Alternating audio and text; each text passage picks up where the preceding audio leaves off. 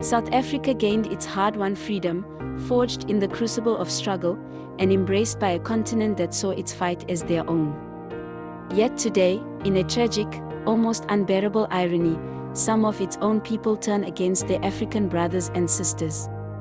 The very hands that offered solace, safe haven, and sacrifice are now sometimes met with hostility.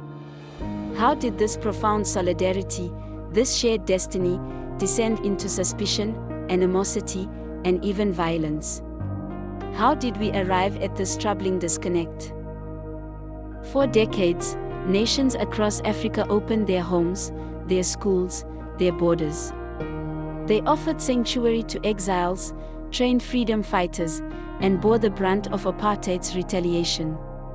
They paid a tangible price for South Africa's freedom, in blood, in resources, in economic sacrifice. But in the whirlwind of post-apartheid nation building, in the urgent race to mend a fractured society, the depth of this immense, collective sacrifice was rarely taught. It was rarely remembered in the public consciousness, overshadowed by the narratives of internal struggle and triumph.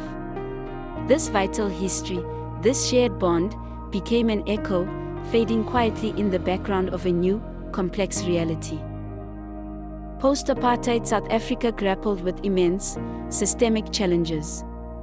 The legacy of racial oppression left deep scars, pervasive poverty, crippling unemployment, and entrenched inequality. Expectations for rapid change were sky-high, but progress was slow and uneven. In this difficult, often desperate transition, a new scapegoat tragically emerged.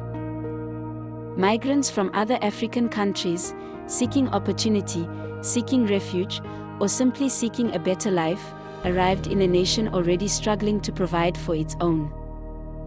They were sometimes, unfairly, perceived as competition for scarce jobs, for housing, for resources, fueling a dangerous resentment, an insidious us versus them narrative that chipped away at the very fabric of Pan-African unity.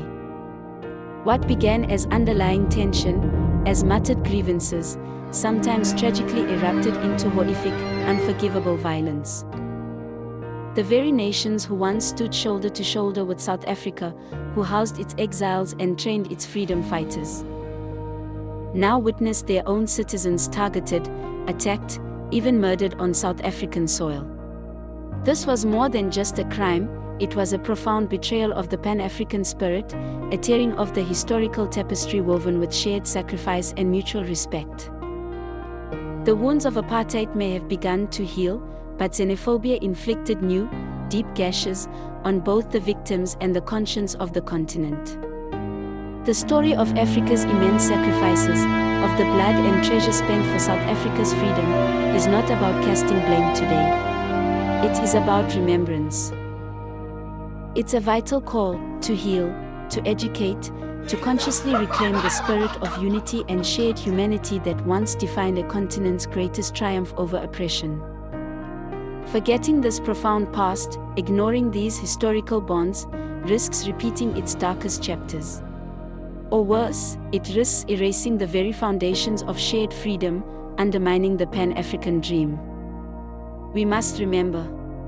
We must learn. Because this history is not for blame. It is for remembrance.